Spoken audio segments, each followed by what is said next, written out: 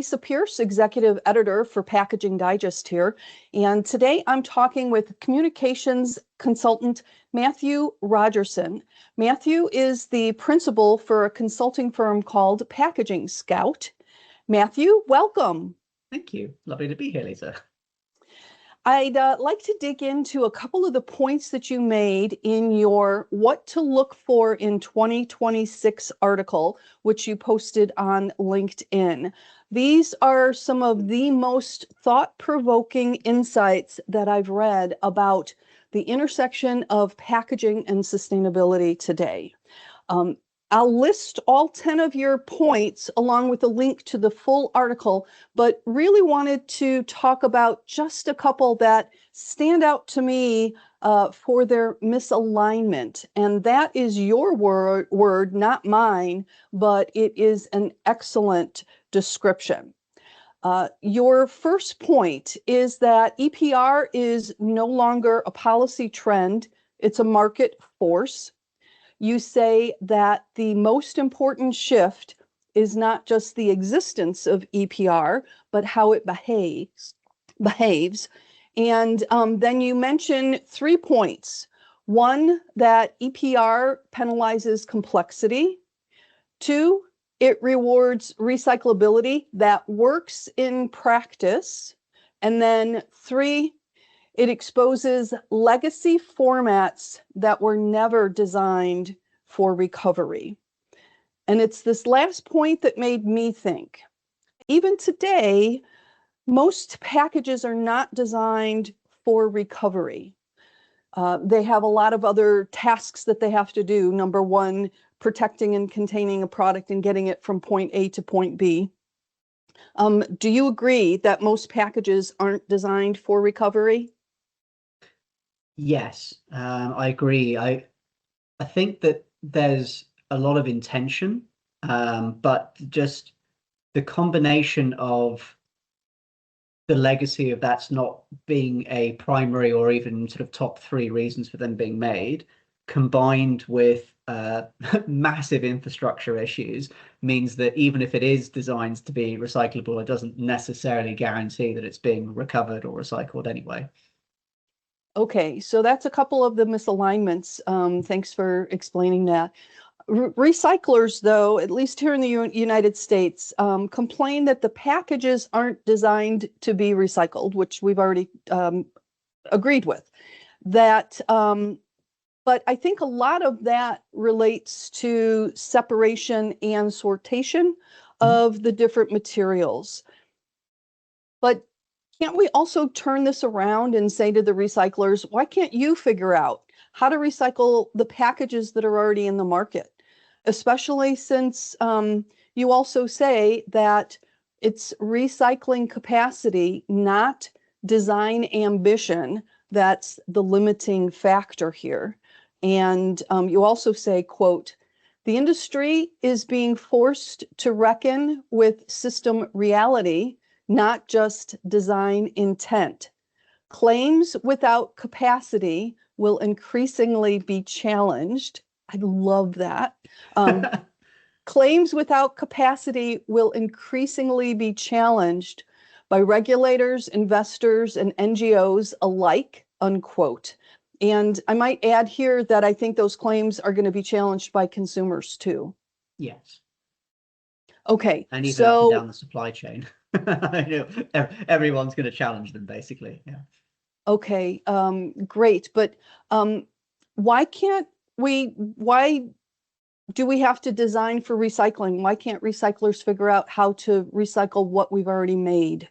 There was a really interesting report by the Recycling Partnership when they were looking at the recycling in the USA a couple of years back. I'm sure the numbers are probably still about the same for the last couple of years, but it was something like 22% of the material that could be recycled ends up actually making it to some kind of recycling facility or ability to be recycled. And essentially 3/4 of it doesn't. And they were blaming the consumers for that because they're saying we're not putting it in the right stream for them to be able to collect it and then do what they need to do with it. And the problem in that was one of access and education. So either they weren't being told what was supposed to go where, so we don't know where to put it, which is one of the bigger Right? issues, or we don't have access to the thing that we're supposed to put it into, in which case we can't put it into it. And those two are the really big ones, which is why when the recyclers kind of complain, it's very difficult, because without those two things in place, it's just going to keep on being a misalignment. Okay, understood. I see about the access. I understand about the access. But on the second piece of this, which I would say is around the sortation, that technology can help with. And I think recyclers are trying to invest in that technology and hoping that the extended producer responsibility laws will give them enough money to invest in that technology. But on the consumer access and education side, the education side of it, I think, could be helped along, not fixed, but helped along by technology for sortation. If they put it in the wrong stream, the recyclers handle that on the back end. Not ideal circumstance, of course, but doable. But in talking about the access in the United States, it's easiest for consumers to recycle at curbside. And so I think a lot of municipalities are trying to help speed that along as well. And is there any other solution to the access part of it that you could maybe help, offer? There's a couple. The most left field but interesting one is a Canadian option, where they are looking into increasing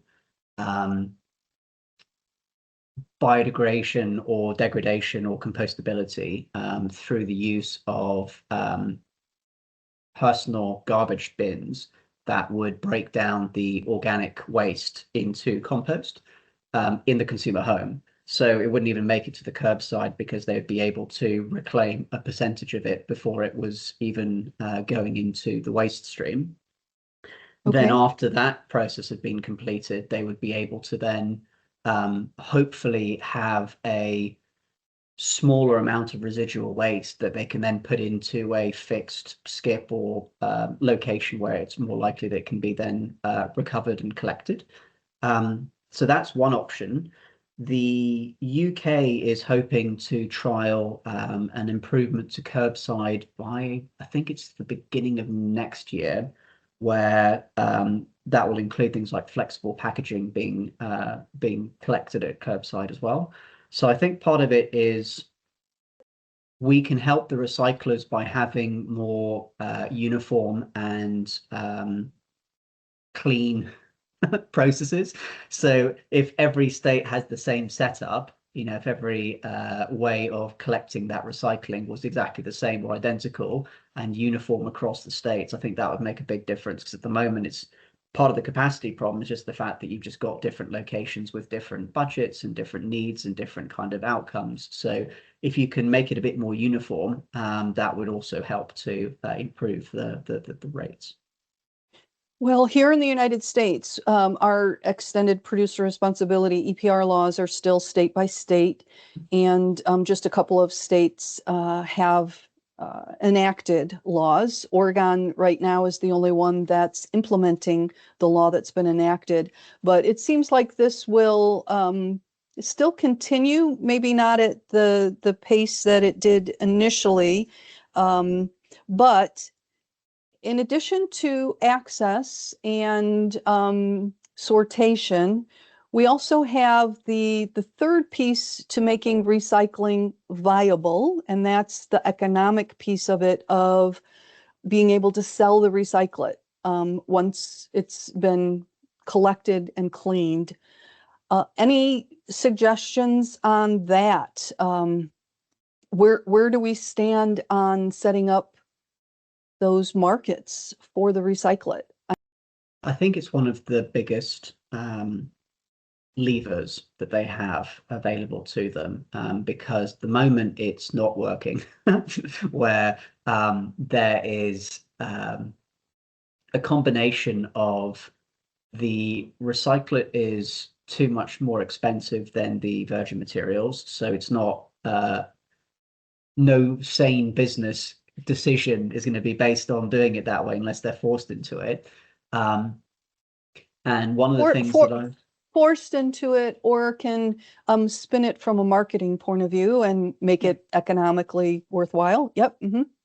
And one of the things that was being noted last year was that one of the biggest issues in sustainability or recyclability or circular economy directions is that there is too much of a short-term focus. And so people are trying to kind of make this work for this quarter or this year or this, kind of immediate short-term future. And it's not going to ever work that way. So if companies take time out of the equation and just focus on using recycled material because using recycled material is the better option or solution, or is going to comply more directly with the upcoming regulation, that will actually mean that they will reduce the costs of recycled materials because they'll be using it more. So the economies of scale will kick in. But a lot of that is to do with taking time out of the equation. So for the economics to work, the simplest way of doing that is to take a long-term view and realize that increasing recycled content is going to be mandatory across packaging in the next, like 4 years, 5 years, 10 years, 15 years, whatever the kind of schedule might be. And so it makes sense to figure out how to use recycled content materials rather than kind of fighting it, because it's going to be mandatory, in Europe in August this year. And so they need to kind of align with it rather than keep on fighting it. So the economies of scale, I think the shortest route to unlocking them is to not look at it as a time thing. So, if you kind of sit there thinking, well, I've got a X budget this year and I can only spend Y of it on recycled content, that will get you so far. But if you ignore that and you just think, well, I'm going to need to have 60% of my material recycled, so I need to figure out what that looks like in my packaging formats and across my operations, that will get you to both being compliant and for it to be cost effective a lot faster. Right. And here in the United States, the EPR laws are being written to talk about the eco-modulation fees and have that be part, at least part, if not more, of the financial incentive to encourage companies to include the recycled content in their new packages. So that might help a little bit. It's not direct as subsidies, but it's pretty close. Flexible packaging continues to grow in market share. Matthew, you say that flexible packaging is a stress test for the recycling system, that what matters now is proof of recovery, not theoretical recyclability. And you also say that, quote, if flexibles can't be aligned, the circular economy narrative collapses under its own weight, unquote. What do you mean by this? Flexible is a wonderful tool for a number of positive reasons when it comes to reducing your carbon footprint. And the numbers and the factors can be anywhere from kind of 2 or 3 to like 10 times the improvement. So from one side, it's such an obvious tool to companies that are trying to cut their costs and reduce their emissions and to ship products back and forth without having to overpay for the fuel or logistics or freight part of it. But where it has a problem is that there's a lot of compromise that's made where we think we found a solution, but none of the solutions for flexible packaging are even 80% efficient, or 70% efficient, or 60% efficient. They're kind of 30 or 40% at the moment. So you have things like the in-store drop-off, where in theory it sounds great because it's like, oh well, now I know what to do with my flexible packaging. I put it in the bag, I leave it in my supermarket, and the ferries come along and it's all magically handled for me. And that's great from a consumer messaging side because it's very easy to understand what they want from me as a consumer. I put it in my bags and I put it in the supermarket and I'm done. But the system that is collecting that and recycling that is quite small numbers. I remember we were working with Trex previously, and I think they were saying that like their better years had been something like 35 or 40% recovered flexible packaging that was being turned into decking, composite decking. And that was the kind of elite program within the US. So like the best of the best was able to deliver maybe 40%. And so that's the thing that is going to be a kind of a critical foundational issue, because if the best you're able to do with flexible packaging, which is ever increasingly the part of the packaging mix, is to maybe get higher and 40%. higher and higher volumes on flexible all the time. Yep. Exactly. So you're seeing higher and higher usage of flexible because it makes sense. It's such a wonderful format and an easy and convenient format.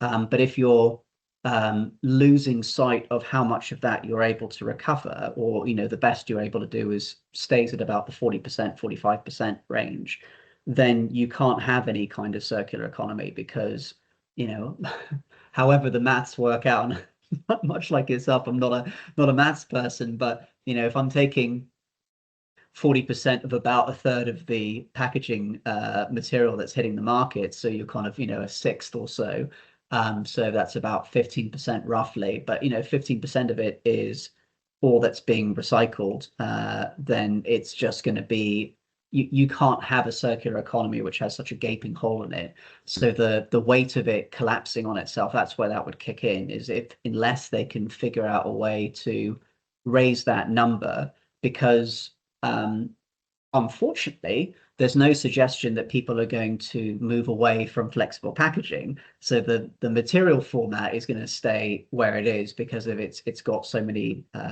extra benefits to it. So they can't change they can't sort of turn the oil tanker. They need to find a way to kind of do it more gently, and they need to find a way to improve the recycling rates, because between flexible packaging being increased as a packaging material in use and recycling that flexible packaging, the recycling part is the one that hopefully can be better done and addressed, because if it's not, then it's just going to fall apart. Well, I know here in the United States, we've been doing a couple of pilots for being able to collect flexible packaging at curbside. And, that's the magic, I believe, in increasing the numbers, is to do anything that is as easy for the consumer as possible. And curbside recycling seems to be the easiest for the consumer here. So I think, continuing to work with the recyclers to invest in technology that allows them to process flexible packaging is one of them.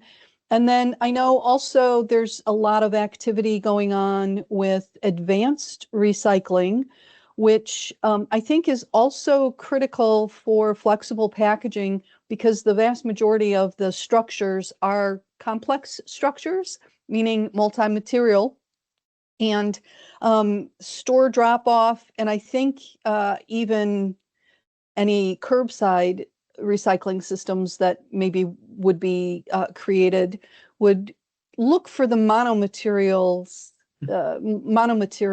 options first. So it seems like for the complex structures, advanced recycling is the holy grail. But I want to talk about something that nobody in the United States wants to talk about, but I'm going to talk about it anyway. Flexibles burn hot, and incineration is an end of life option that is widely used in Europe and especially in Asia. Is it viable? Is incineration viable from a circular economy perspective globally?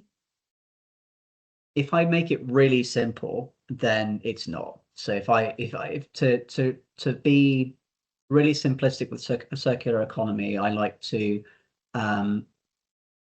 focus on staying as high up the waste hierarchy as I can. So obviously incineration and landfill are at the bottom of that. So therefore, if you can recover, if you can reuse, if you can refill, if you can reduce, if you can not use in the first place, etc., those would be the kind of the preferred options. But when you are at the stage that the last kind of chance saloon is going to be, it's going into landfill or into the water or something where it's, then obviously incineration is preferable to that, because then at least there is the opportunity to recover that energy and that heat in some kind of context. So I think it sort of depends on how they can improve that process, because I think sometimes there's a gap between the efficiency and some of the kind of worse chemicals or aggressive things that are kind of let off at the same time as the energy capture takes place. So I think if they can find a way to reduce anything bad being let out and kind of maximize the heat potential being used, then that does have quite a lot of potential and possibility, and it's certainly better than it being in the ground. But I would say that my frustration with circular economy worldwide at the moment is that there has been for too long too much of a sense of settling on recycling as being the way to do that, rather than staying higher up the hierarchy and being like, well, by the time we come to recycling, we're already 2/3 of the way down the pyramid. So maybe something in the upper 60% would be kind of preferable than the bottom 40%. Okay, that is an excellent point, Matthew, that we should take a look at that pyramid again. And number one, make sure that it's still relevant for today. Mhm. And then number two, start, making, I don't know, making sure that everybody does step one before they move to step two, or Yes. considers step one before moving to step two. That's a really good suggestion. Matthew, when it comes to packaging sustainability, you say simplification is emerging as the most powerful strategy because it reduces risk across regulation, recovery, logistics, and communication all at once. Talk us through this one. And I do agree that simplification is better than complexity, but I have to be honest with you, I really don't see many companies, and certainly no regulators, making simplicity a priority. To me, extended producer responsibility, EPR, here in the United States, feels like the exact opposite of simplification. It's building an entire complex infrastructure. So walk us through this. Simplification is the most powerful strategy. If we start with regulation, there is a fundamental issue that exists in the regulation today. And the regulation today, that issue is that most of it's being copy and pasted from Europe. So they're taking PPWR and they're going, well, that works in Germany, it's going to work in Brazil, it's going to work in New York, it's going to work in Ottawa, it's going to work in Australia. And it doesn't, because they're all completely separate places with different cultures, different infrastructures, different setups, different everything. And so that's the first fundamental issue, is the fact that there's this lack of simplicity where they have an idea in their head of what they want the outcome to be, but they don't reverse engineer it through how do you make that work from an engineering or manufacturing or recycling perspective. And so that's one of the biggest disconnects that I see at the moment, where you have people. So, for example, in the Middle East, there's a lot of regulation about plastics, but they don't have mechanical recycling facilities. And so there isn't anywhere where they can get a hold of mechanically recycled plastic to fulfill that requirement of the law. And so you get a lot of these weird loops where the law is telling you have to do something, but you can't actually do it because the software or the platform or the infrastructure doesn't exist to get them what they're asking you for. And so a lot of the companies are floundering a bit because they obviously don't want to pay the fines of non-compliance. But when they try to say to the regulating bodies, we need to do this in a way that we can actually make it happen, they're being rebuffed or told, just comply to it, or like, we've laid out the law, it's super clear and easy, and just go ahead and comply to it. So that's a really huge thing that is a massive mess that is created from something that could be a lot simpler. So that's the sort of the first area where simplicity is missing, but it causes a very big issue very quickly. Sorry. It almost sounds like we need the complex structure before things can be simplified. Yes, or if Or, you oh, I love or. Go into the or.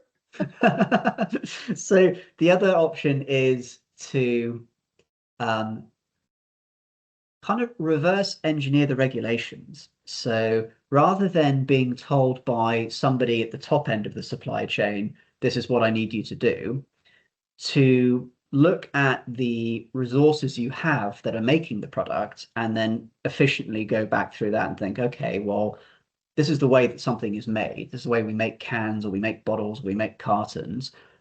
How do we make that as efficient as possible and then regulate to that degree? So we say, okay, we know that the manufacturing of this product can be done to a certain optimized level, and that's what we mandate. So we say, we're going to need you to take the weight out of the package, or reduce waste, or reduce like excess space, or do all the things that you can do that are improving the packaging without complicating the manufacturing cycles of the companies that are trying to comply to that regulation. Manufacturing, but then also recovery too, right? Yeah. Yep. Okay. Are you able to identify any packaging material and or package format that you see are going to be winners or losers moving forward? That's another great question. I had a fascinating process that I was doing. So I was looking at the future of sustainable packaging for the next 10 years, and I wrote a report precisely that, the future of sustainable packaging, the next 2025 to 2035. And perhaps the most interesting two materials, unsurprisingly, are paper and plastic. Paper, because there is a capacity issue, which is kind of ignored at the moment, but there's only so many boxes we can convert cut down trees into. And in fact, we're closing a lot of factories. So we're reducing the amount of those bottles or boxes that can be made. And yet we're sort of saying, well, it's all right, we're going to push everything into paper, for example. So while the demand for the material is going up, the capacity to address that is being reduced, or is becoming more and more challenging. So that's one area. When you say the capacity, though, are you talking about the virgin material? And are many of the companies thinking maybe we don't need as much virgin material because we'll have more recycled material to incorporate into that? Could that be one of the reasons why the capacity is where it is right now? That might be the case for plastic, but for paper, definitely not. So the Okay. paper are much more able to use recycled content and kind of more comfortable with using it, and also for with the economics of using it than the plastic people are. But in the case of plastics, the going back to simplicity, the simplest way of explaining it is there's two things. First of all, time. So if companies, again, take time out of the equation, then they would be able to see things like seaweed or mycelium would be great options for quite a lot of packaging activities today, because they have a lot of characteristics and traits that make them a good drop-in solution. They don't affect the manufacturing lines. They're very easy to kind of just drop in as an alternative solution. The issue they have is capacity at the moment. They don't have enough volume to make a direct swap of everything. And the time element of it is that I was looking at the economics of all of the bioplastics and plastics and paper. And at the moment, if you were to take about 6 years or 6.5 years, you would find that seaweed, which is currently about 6 times virgin material costs, would be about half the cost of virgin materials in 6 years. So it would go from being way out of chance for people to want to kind of use it to being actually financially the best decision they could make. The problem is that you would have that 6-year period in the meantime of having to kind of fight your way through all of the economics and the scaling and the piloting. So because most CEOs are more on a kind of 3 or 4 year rolling cycle, they don't have the capacity to say to their shareholders, give me 6.5 years and I'm going to provide you with the best possible material. So they always have this challenge of they want the cheapest material because that keeps their costs and margins down. But it's not necessarily technically the best material they could be using to reach a circular economy. It's just the one that's going to cause them the least risk or the least likelihood that somebody's going to say that's way too expensive and kick them out of their job. Right. Well, and you can't, one of the risks of that scenario is you can't promise for sure. You can't know for sure No. that in 6 years it'll be where it needs to be, because time, the volume increase is what usually decreases the price. Mhm. And there's so many factors of whether that volume is going to increase or not in that same time period.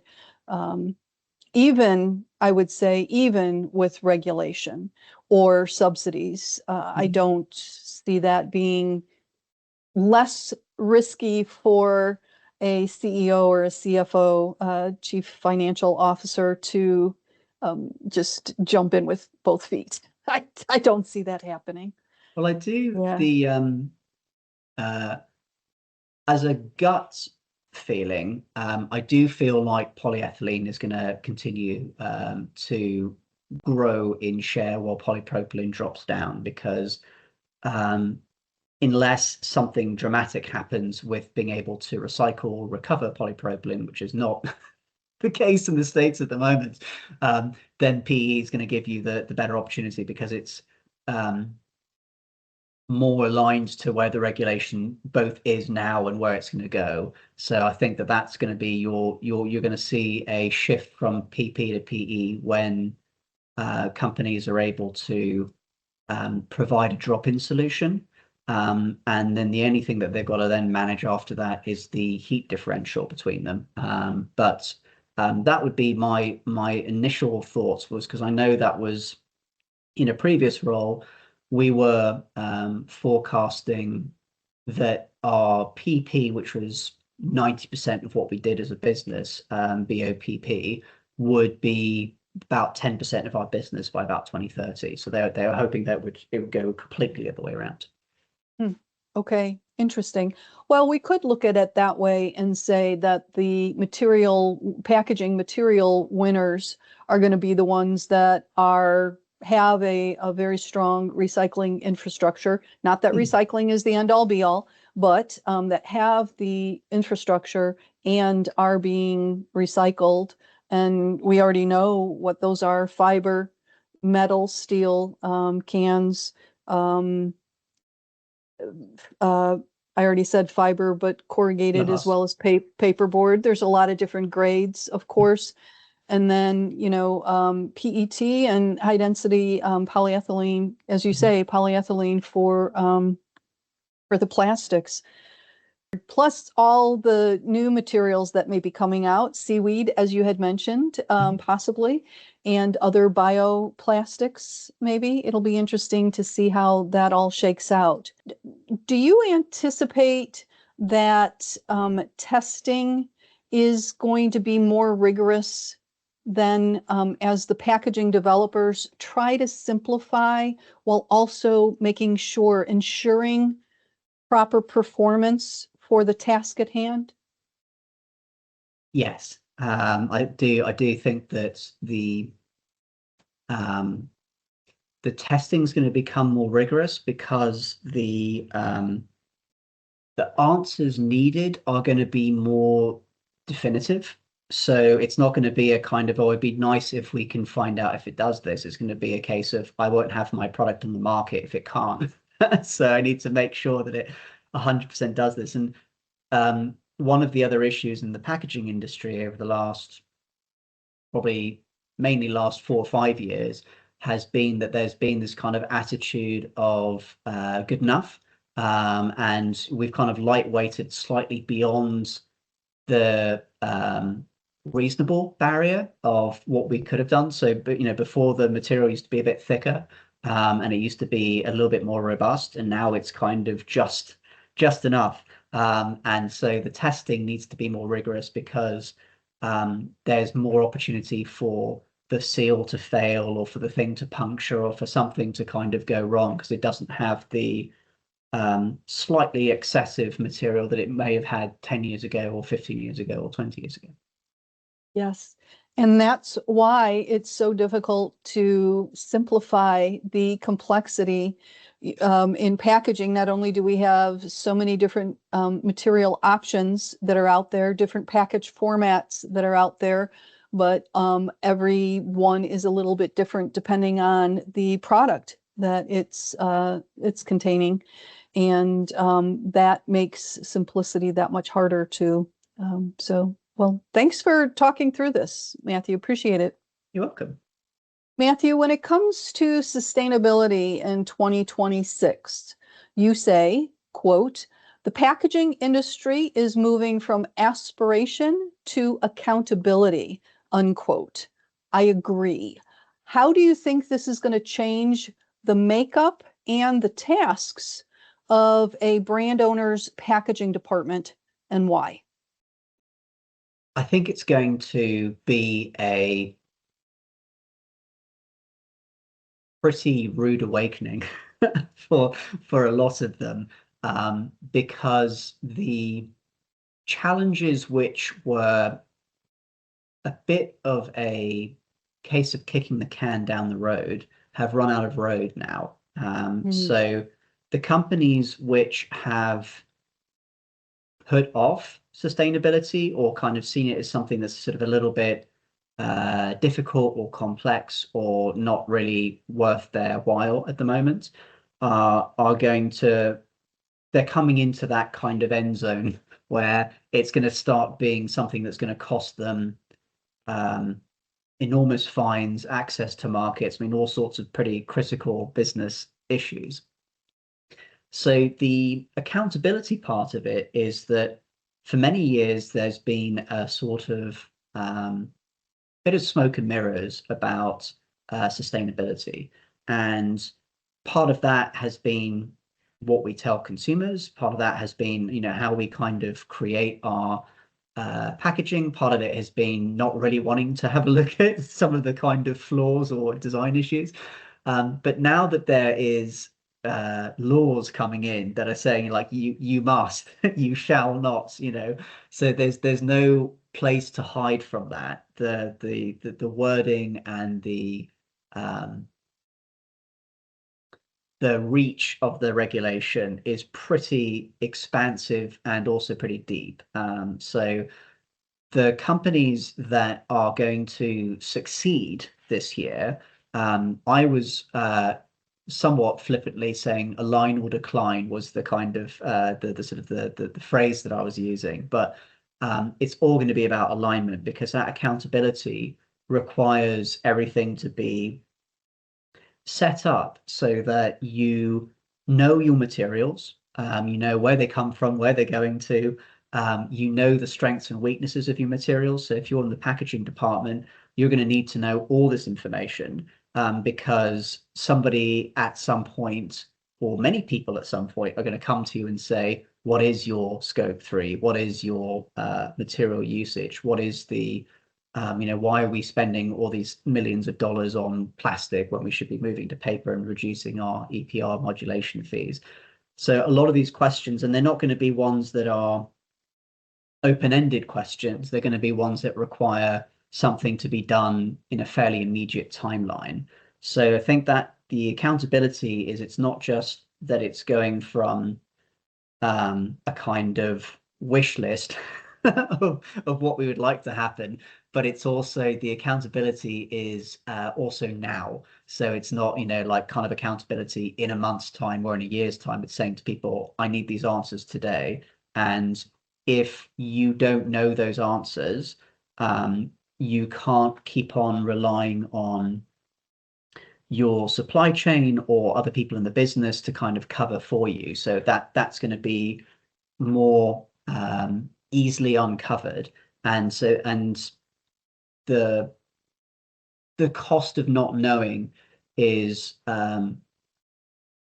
really not worth paying, because some of the fines that they've got in Europe at the moment are like 4% of revenue, and I mean these are enormous sums, and some of the companies that have already been hit with them are big multi-billion-dollar companies that have been hit by these fines. Yep. And in some companies, in some markets, that's more than what your profit percentage is. That's very scary. close to, yes. That's scary. So, the immediate thing that they need to do, like the accountability, is it doesn't have to be complex. And that's part of the problem is that everybody looks at this as a kind of complicated problem to solve. And it's not that complicated. It's just that we complicate it by working in different directions, or not using shared definitions or metrics, or the communication is slightly disjointed. And all of that just means that, bit by bit, what started off as a fairly simple message gets convoluted or distorted. But I would say that the thing that I would suggest anybody working in the packaging departments of brands like right now is both understand simplistically what is the law saying, what is the regulation that's coming in, because a lot of people still don't know about Sunrise or PPWR or various things, and that they're incoming this year. It's the 12th of August. But the other part to it is the interpretation of what that rule or legislation or market dynamic means to you. So understand what that's going to look like for your business, for your department, for your team. Because the regulation, it doesn't matter what the law says. What it matters is how that's going to impact your business. Like if you're somebody who is predominantly working in paper, then PPWR is less of an issue to you. But if you're somebody who 90% of your business is plastic bottles or crates or something like that, then you really need to be, exactly, you need to be much more clued into it, because you're going to have to make some pretty important decisions about, do I stick with my my product range, or do I change my packaging mix? Because it might be the case that it's easier and cheaper to completely change your entire packaging mix than to stick with what you've been doing for the last 5 or 10 years. And all of that, you need to understand what complying to that law looks like for your business, how it's going to affect the plants, how it's going to affect the machinery, how it's going to affect each one of the products that you make. And I think that's the thing that a lot of people struggle with, because they kind of look at the law and they're like, okay, well, it's sort of saying all these things, and maybe 90% of what PPWR or EPR says is not relevant to you, but it's that 10% that you have to be very, very aware of, because there's nowhere to hide this year. That's all, they're coming into being, and they're going to be fining you enormous sums of money if you get it wrong. Okay, 2 follow-up questions to that, Matthew. Thank you.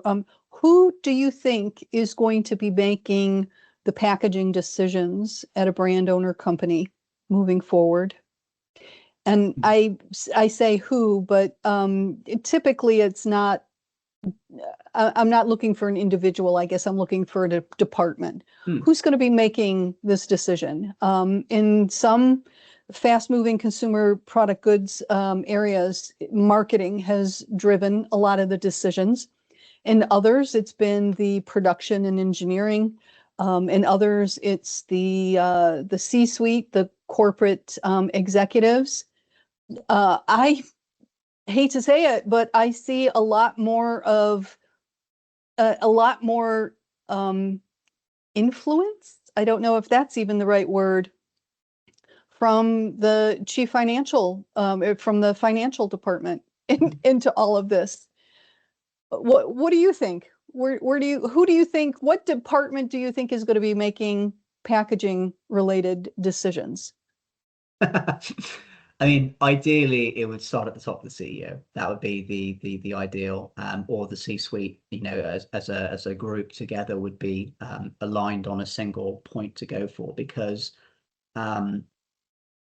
that massive issue of misalignment starts 100% there every single time. So at the moment, if you have marketing that have one set of outcomes that they want, procurement that have a separate one, engineering have a third one, and then packaging or sales are involved, you might have 5 different directions that you're heading into, and trying to kind of organize all of those into a unified direction is sometimes impossible. One of the biggest challenges that I was writing about last year was that for companies that are consumer goods brands, that they are making a product that they are then selling to consumers, probably 60-70% of those businesses are not responsible for that actual act of making the product, and yet they determine the direction, the marketing, the markets that they're in, what they're doing. And they make the mistake of trying to give the consumers what they want. And then they're kind of cashing checks that then engineering are having to say, we can't do that. We don't have the resources to make that product. I can't make it, drop it on the floor and it disappears biodegradable. I can't, do all these things that you want me to do. And so that huge disconnect internally in a majority of these fairly large corporates causes a huge issue. And so if you can have one person at the very top of the company, ideally the CEO, saying, okay, this is our North Star, everybody's aligned to it, everybody's heading in that direction, then at least you have a much better chance of that being a more likely end destination. At the moment, it's sort of, there's too many people going in too many different directions. I'd say it's probably mainly at the moment a toss-up between procurement and marketing. But if the CEO can basically take charge and say, we make whatever product it is that they make, we just want to make a more efficient product and have a lower footprint. That's a very basic sustainability strategy. But if they could even start with that, I think a lot of companies would see a lot more success than they're seeing at the moment. Okay. It sounds easy on paper. not quite sure how easy it will be to implement. And I think that's where a lot of the innovation, I think that's where we're going to see a lot of innovation moving forward, is having companies align all the different departments that are pulling in different directions. And as you say, have a single North Star. But last question for you. Knowing that the tasks of a packaging department are going to change, have been changing all along, do you think most packaging professionals are ready for this? And if not, how do they get ready? I think that they're ready in terms of having the common sense, skills, and experience to actually do what needs to get done. I think a lot of the time they are stopped from being able to do their jobs by systems outside their control, such as the fact that every department in their company might be going in a different direction. So, they might be getting 11 different requirements for their packaging to just before they get it out the door. And so none of that is a testament to their capabilities. It's just that they have to fight their way through all these random layers of the business just to kind of do their job. So, and I think that will be more uncovered this year. I kind of get the sense that finally, with the state of things like EPR, PPWR, Sunrise coming in and becoming law, people have run out of runway and you can't really hide from it anymore. So I think there's been a lot of ability to kind of skip ahead of some of this regulation in the past, and now there's no more place to kind of run to. So I think that will hopefully both make it easier for the companies to see what's holding them back, what departments or systems or thinking is kind of stopping them, and hopefully clear that up or align that.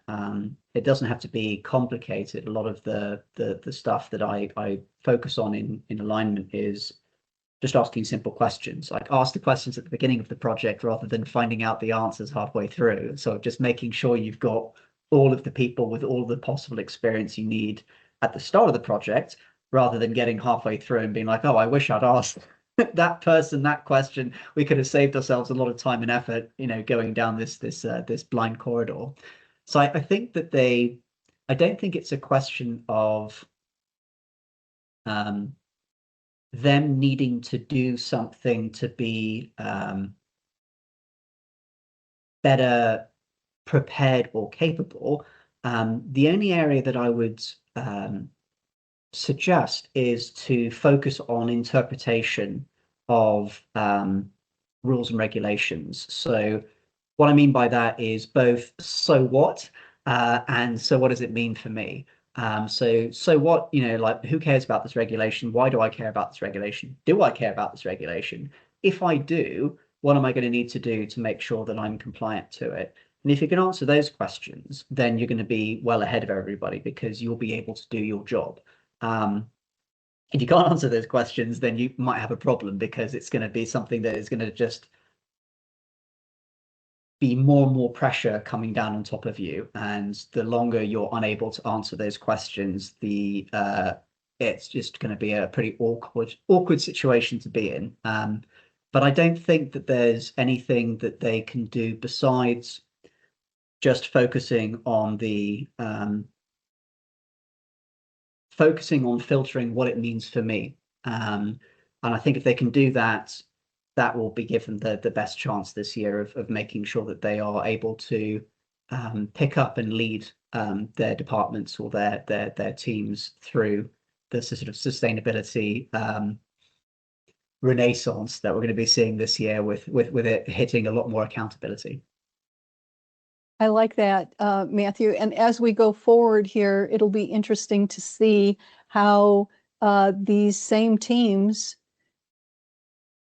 are innovative as they go along with this, instead of just doing the basics, because the basics everybody will do, you still have to differentiate yourself. So it's this added task of, oh yeah, and be innovative as well, that I think is really going to separate the winners from the losers.